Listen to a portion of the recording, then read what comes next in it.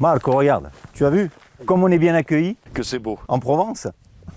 Que c'est beau. Installe-toi. Merci. Et le bureau du jour, t'en penses quoi? Du bien. On est bien là, hein? Du très très bien même. C'est le bureau du paradis. On est sous le figuier, tranquille, à l'ombre. Et on va prendre un joli petit déjeuner, regarde. Magnifique. Superbe. Magnifique. On n'a presque pas envie de toucher, mais on va toucher. Hein. On va...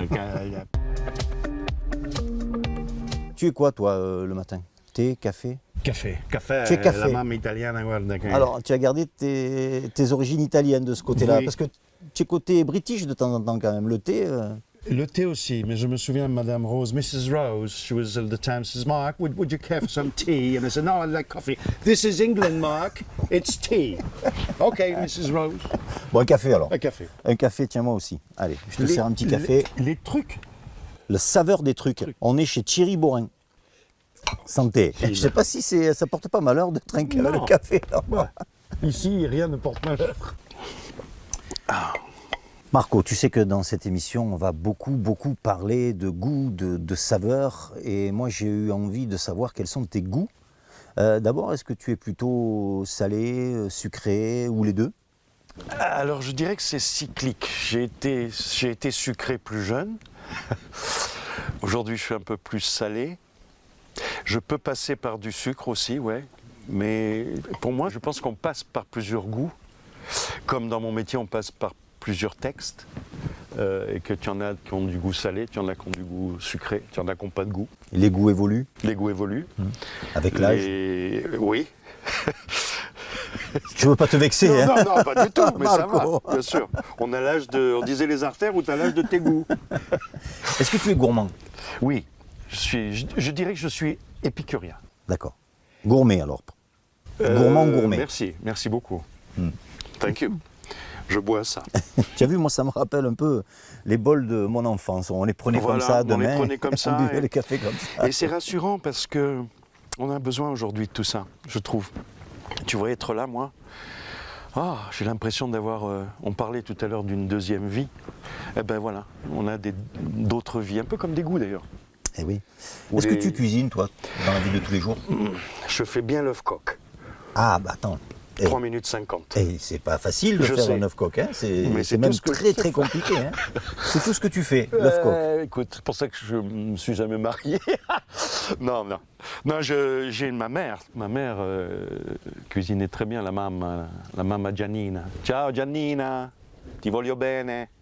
Alors justement, puisqu'on parle de la mam, tu as grandi un peu dans les cuisines et je crois que tu goûtais un Je peu goûtais, les oui. plats. Hein. Tu Ouais. étais goûteur. J'étais le goûteur de la maison. J'ai cette chose qui est... J'aime les goûts, c'est vrai que j'aime les goûts et la maman, elle me disait, dis-moi. Et je lui disais oui ou non. là peut-être, il manque peut-être, moi je sais pas. Alors, tu donnais des explications si c'était non ou... Peu. Bon, non, ça partait à la poubelle, Elle oui, me c'était disait validé. perché. Et perché? Parce que je sais pas, il manque un petit. Ah oui, attends. Et là, ça lui venait. Je pense que c'était mon job.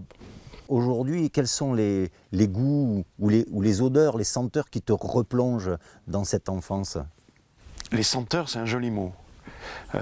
C'est plus joli que les odeurs. C'est vrai, c'est plus joli. C'est vrai. On a l'odeur des toilettes et puis on a les senteurs. Les senteurs, c'est puissant. Hein. Il m'est arrivé par exemple d'avoir une senteur qui venait me percuter, qui me rappelait l'école. Quand j'étais petit, l'école. Il y avait une senteur à l'école. Il y avait une odeur de, voilà, une odeur de gomme. Ouais. J'avais ça avec la maman quand elle cuisinait. Elle habite au 4e étage, déjà au rez-de-chaussée. Je disais, elle a fait la pasta, la pasta, la bolognaise, parce qu'il y a les bolognaises.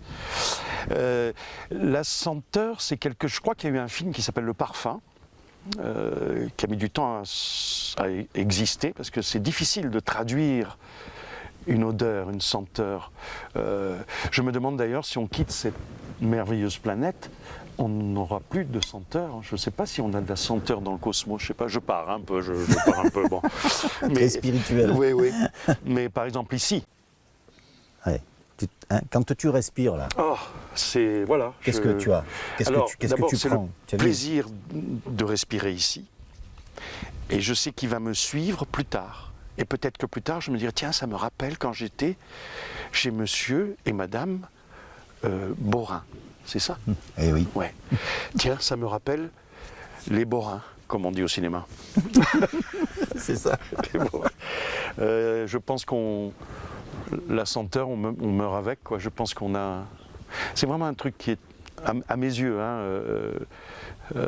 très humain. Moi, j'ai l'impression souvent que les odeurs sont plus puissantes au niveau émotionnel que le goût, presque. Tu vois, j'ai l'impression que ça passe légèrement. Non, c'est intéressant. Ouais. C'est intéressant d'avoir... C'est mon ressenti, mais c'est c'est pas très le tien. intéressant.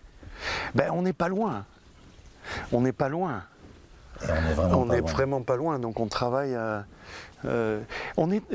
l'acteur, à la base, on est très sensible à ça. On pourrait presque dire qu'un texte a une odeur, si on va chercher, ou un personnage va trouver son odeur intéressante, tiens. Pourquoi pas? Tu aimes bien comparer d'ailleurs. Oui, j'adore ça. L'écriture d'un texte ou d'un court-métrage et par exemple une recette. Ça se fabrique un peu de la même façon. Un petit peu de la même façon, pour toi. tout à fait. Tout à fait, merci pour Il y a cette belle image. il y a une anticipation, une Oui. préparation déjà mentale. Mental, on le réfléchit. cuisine, on sort certains mots, comme on sort certaines particularités d'un plat, Eh je ne oui. sais pas, moi je ne connais pas bien. On les mélange. On les mélange. Certains ne vont pas ensemble. Non, on le sent tout de suite, on parle là encore. Tu vois. Mais c'est vrai qu'un texte peut se comparer à une recette, tout à fait. On va le servir à table comme on va le dire. C'est pas mal, il y a quelque chose là-dedans. Bon. Et le client va le déguster. Et le client va le déguster ou te jeter des tomates. Après ça dépend de comment c'est fait. Mais oui, je trouve qu'il y a une belle comparaison là. Donc le plat de ton enfance, ta Madeleine de Proust, c'est vraiment la pasta. La pasta et la polenta. La polenta. La polenta on mange beaucoup les petits en Italie. Je crois qu'elle est vénitienne. La polenta, avec un peu, tu peux mettre il sugo, si dice, la sauce dessus. La sauce bolognaise par exemple, moi la maman est bolognaise, alors bon, on faisait ça. Da morire, tellement c'est bon. Marco, tu vis à Paris la plupart du temps, tu descends de temps en temps dans ta ville natale, tu es né à Nice. À Nice, oui. Tu viens voir la mama, bien sûr. Si, bien sûr. Si moi je vais sur Paris là, que je rentre dans ton appartement et que j'ouvre le frigo là maintenant, qu'est-ce que je vais trouver là? J'allais te dire du cash. Tu vas trouver du cash. Non. Pas trop le dire ça. Non, faut pas trop le dire. Rien. Rien. Tu manges pas à la maison? Si, mais j'ai des cornichons. Pour faire un jeu de mots. Parce que C'est déjà pas mal. C'est déjà pas mal. Le mot cornichon est très intéressant. Il te manque une petite terrine pour accompagner. Si tu le travailles, il est intéressant. Il a du corps, ton nichon. Il a du... Non. Non, je cuisine pas. Je te dis, je fais l'œuf coq. Donc à la maison, rien dans le frigo. Ouais, je fais des... Quand je suis là, je préfère ne pas parler parce que c'est péché. C'est péché. Tu manges à l'extérieur là. Voilà. Je suis en train de travailler ma mère pour avoir la recette parce que c'est très marrant d'ailleurs. On dit les chefs, mais on apprend la cuisine par les mères, je pense. Oui. Hein, c'est les mames. La transmission, c'est la grand-mère, la mère c'est féminin. et la suite. Ouais. Et ça fait des chefs qui sont masculins. Bon. Et elle a ses recettes. Mais ses recettes, c'est Fort Knox, tu vois, c'est tchac. Tu touches pas, tu regardes pas, autrement tu vas C'est dans ta chambre. un coffre-fort Oui. fermé, t'as pas le code. Voilà. Et même si tu trouves la recette, elle va te dire ça va, mais tu ne sais pas le finir. Moi, j'ai là, c'est là. J'ai la fin, j'ai la touche. Toi, tu es plutôt cuisine traditionnelle ou cuisine nouvelle? Tu sais, les cuisines nouvelles d'aujourd'hui. Ouais, c'est difficile, une question piège. Ou entre les deux? Ben, quand j'ai tourné Toqué pour TF1, je crois. C'est vrai que tu as J'ai campé fait, un cuisinier, un apprenti cuisinier. Oui, un apprenti. On est allé faire l'apprentissage au Ritz. J'ai vu la cuisine nouvelle. Comment dire? T'as pas accroché? Si, c'est bon, mais tu as faim. T'as toujours faim. Donc, tu aimes quand c'est gourmand quand même. Je préfère la traditionnelle, oui. Mais j'ai été élevé comme ça. Un petit jus de raisin, Yes. fait ici, hein, à la campagne, saveur des trucs. Tiens, regarde, hop. Saveur des trucs. Est-ce qu'on mélange? Regarde, il y a du dépôt, c'est Non. naturel, tout est naturel. Est-ce qu'on mélange ou on ne mélange pas? On mélange pas. On mélange pas. Allez. J'ai eu quelques infos. Regarde ce nectar. Tiens, regarde, je vais t'accompagner, on va trinquer. Merci. Merci beaucoup. Alors, Marco, Ah ouais, oui, c'est du raisin. Parce que je veux pas dire de mal, mais à Paris, on sait plus le raisin, comment il sent. La tomate non plus, on a du mal. C'est quoi ça, de la tomate? Ah, Chin, chin, à ta santé. Ça, c'est des vitamines, hein, ça fait du bien. salute. Madonna. Oh Dio mio. Oh Dio mio. Marco, Ah, j'ai une question. it's better than sex. J'ai une question. Imagine, tu rencontres une jolie fille, une jolie femme, tu vois. Hey, me voilà tu m'amènes un problème. Oui. Tu vois, là, elle est là, elle te plaît, tu es sous le charme. Tu dois l'inviter à dîner. Qu'est-ce que tu fais? Tu l'amènes chez toi, tu lui fais des œufs à la coque, ou tu l'amènes au restaurant? Et si tu l'amènes au restaurant, quel genre de restaurant? Alors attends. Si j'ai de la chance, je lui ferai les œufs coques le lendemain matin. Si j'ai pas la chance, je l'emmène au restaurant. J'ai la chance et la joie d'avoir connu, avec mon ami Jean Reynaud, l'atelier de ce chef. Je perds tous les noms, mais c'est trop bon. D'un coup, dès que tu as alors voilà le goût, tu vois, il peut te mettre en l'air. Robuchon.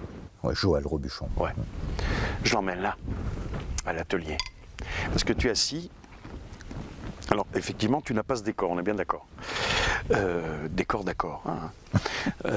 Mais la saveur, l'odeur, la senteur et le service. Parce que je trouve que il y a ça aussi dans le.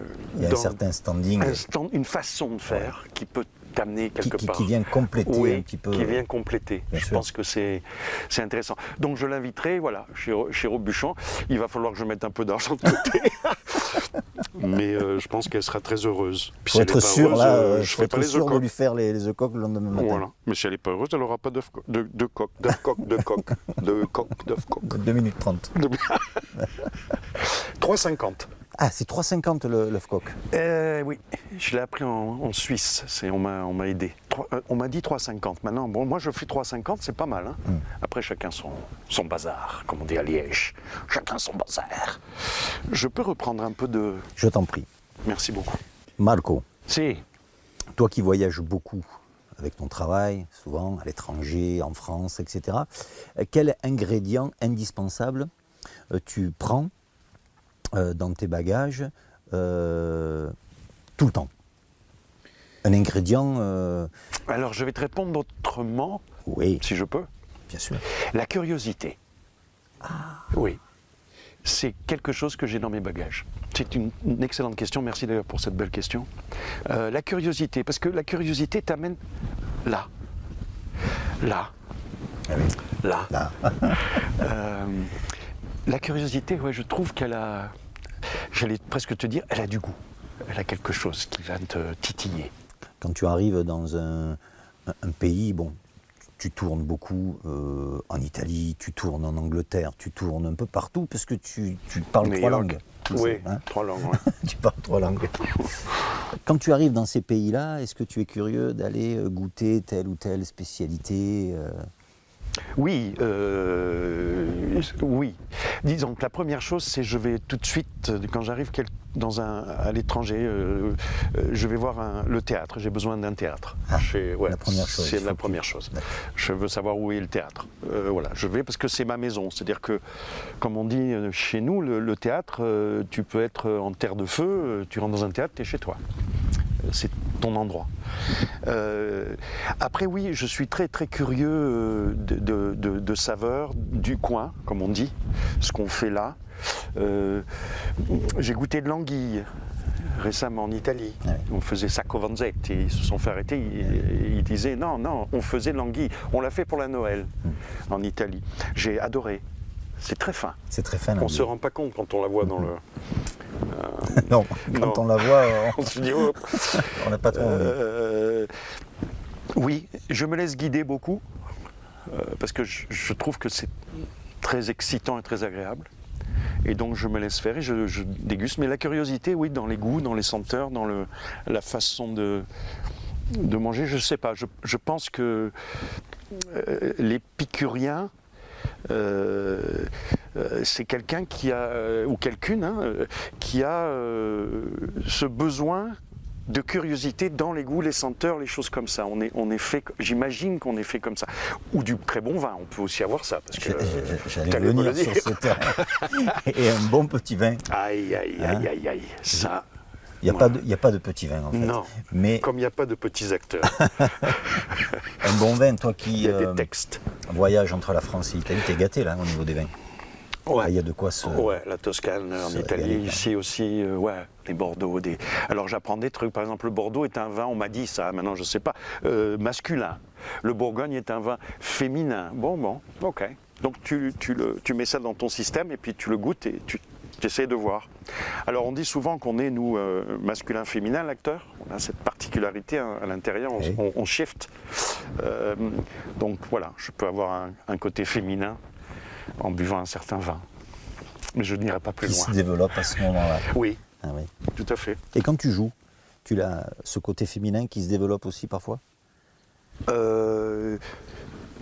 C'est une question très personnelle. Non, mais c'est une bonne question. C'est à ton insu, je dirais presque, parce qu'on a préparé. Moi, je prépare beaucoup.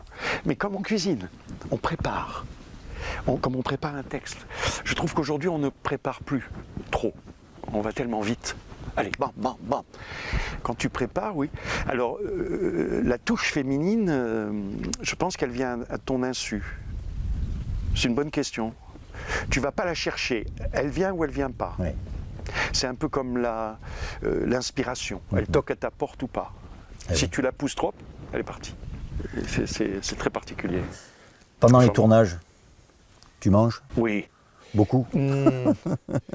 Ça dépend. Oui, quand je suis off. Autrement, on ne mange pas beaucoup. Quand on tourne, on ne mange pas beaucoup. C'est vrai. On est léger, on ne boit Alors pas souvent, trop. ça cantine, hein, vous mangez un petit peu tous ensemble, parfois avec les acteurs, avec les techniciens. Tu aimes bien ces moments-là, toi, où tu préfères manger ailleurs ou t'isoler? Oh non, j'aime beaucoup. Ouais. Tu Oui, aimes le bien groupe. partager, alors. Partager, oui, oh, j'adore ça. D'ailleurs, c'est très marrant d'être en face d'un gars avec qui tu manges, qui va te tuer dans l'heure qui suit. Au cinéma, Ça ou peut arriver. voilà. D'habitude, c'est toi qui tues quand même. Oui, hein. c'est moi qui tue, Le mais plus bon. souvent. Mais c'est très agréable d'avoir un... Et dire, j'aime beaucoup ce gars. C'est et dommage. Pourtant, il va me mettre en l'air, oui. Oui, c'est marrant, mais c'est un mélange, si tu veux. C'est un mélange de ce qu'on est, du personnage, de ce qu'on déguste, on mange. Je crois que c'est Guevara qui disait, pour faire une bonne révolution, il faut bien manger les bonnes pompes. C'est un peu pour faire un bon film, c'est un peu ça. D'accord. Si tu manges bien, tu travailles bien. Qu'est-ce qu'on mange de bon sur le tournage? Il y a ce qu'on appelle le catering. Maintenant, c'est devenu un mot en catering. Je ne sais pas comment dire. Des traiteurs. Voilà, c'est le traiteur qui fait des. Alors, ils ont oh, moi, j'ai mangé des choses magnifiques. Il y a du poisson, de la viande. Je ne pourrais pas dire parce qu'on n'est pas. Comment dire? On n'est pas chez des gourmets, mais on est dans la qualité quand même. Quand même. Oui. On est dans la qualité et on va souvent d'ailleurs féliciter le chef qui est dans un camion sur le coin et qui fait ça comme ça. On lui dit bravo chef. C'est important, hein? Yes. Oui, c'est important. Mais tu vois, en fait. Et ce que tu manges, ça dépend de la qualité du film, de l'ampleur, du budget ou rien à voir? Ah, c'est drôle le Enfin, budget. moi, je parle de... C'est drôle le budget. Tiens, je vais en parler de ça. Claude, je crois que c'est Chabrol qui faisait ses films en fonction des restaurants. Il aimait les grands restaurants, alors il choisissait, par exemple, on est ici, eh ben on va tourner ici, parce que c'est très bien, ça me va très bien. Mais c'est pas prévu, monsieur, c'est pas grave, on s'adapte. Chabrol avait ça, et on m'a dit ça. Il faisait ses films, ses repérages de films en fonction des bons restaurants. J'aurais bien aimé tourner avec lui d'ailleurs. Enfin, j'aurais plus bouffé que tourné, mais bon. Je pense pas. Je pense que le film en lui-même, la pièce en elle-même, a son, comment dire, sa force de frappe. Si tu veux, comment dire ça, c'est ta base, c'est ta pierre de cornerstone in English, ta pierre de base. Et après de là, tu peux aller, voilà. Par exemple, tu vas tourner une scène difficile. Tu mangeras peut-être pas, ou moins. Oui. Non, mais c'est quoi une scène difficile? N'importe laquelle, je sais pas. Physique ouais. Émotionnelle. Émotionnelle. Surtout, physique, oui, mais bon. Émotionnelle plutôt, psycho. Tu vas y repenser, donc ça t'enlève ça. Donc tu manges pas? Non. Enfin, moi. Tu bois de l'eau, tu t'hydrates, voilà. Tu te prépares. Ouais. Alors après, tu peux boire aussi du vin, hein. Parce que l'émotionnel... C'est bon pour la voix. Oui, c'est excellent. Hein. Pas trop, hein, parce qu'après, on voit que... Comme je dis souvent, les premières qui partent quand tu bois trop, c'est les voyelles. Les consonnes. Les consonnes. Ah ouais, que ça. T'as plus la consonne, bon, tu vois. De toute donc façon, je garde mes consonnes. Avec modération, on le sait. Oui. Mais en fait, pour nous, c'est important, parce qu'on est notre propre outil. On ne peut pas tricher avec ça, ça se voit. Donc voilà, on fait attention, on est notre propre chapelle, on est notre, il faut y penser, il faut toujours se dire que c'est magnifique ce qu'on est quand même, je pense. Je pense que l'être humain est magnifique, à mes yeux. Il peut faire des grosses conneries, bon, d'accord, mais la base est magnifique. Marc, quel est ton regard, toi, sur la malbouffe aujourd'hui? Tout ce qu'on nous sert de gras, de sucre transformé, quel est ton regard là-dessus? Oh là là, ça en fait, j'ai l'impression, ouais, un petit peu, parce que je suis en fait de deux époques. J'ai connu par ma mère, la cuisine, comme on en parlait à l'époque. Ouais. Et puis je connais aussi maintenant avec, on appelle ça la malbouffe, oui, c'est bon, le truc tu regardes, il est bon jusqu'à quand, voilà. Bon. Faut faire attention, je pense qu'il y a aussi un regard là-dessus qui peut être presque politique, c'est-à-dire que tu en as qui mangent bien et tu en as qui mangent pas bien, mais parce qu'ils n'ont pas les moyens de bien manger non plus. Il y a aussi ce facteur-là. Je pense qu'il y a ce facteur. En revanche, la malbouffe, à mes yeux, fait partie du fait qu'on va se prendre un mur et qu'on va y revenir. On va revenir à ce qu'on était avant. Il y a déjà une prise de conscience, oui, déjà, depuis quelques années. Mais quand tu vois le bio, il est plus cher. J'en parle avec mes enfants. Je leur dis faites attention. On parle de goût encore, de senteur, choses comme ça. Comme je disais, la tomate, elle n'a plus trop le goût de tomate, quoi. Donc tu passes... Sauf l'été, hein. Ici je te garantis que... Ah non, mais je parle de Paris. Non, ici j'imagine que ça...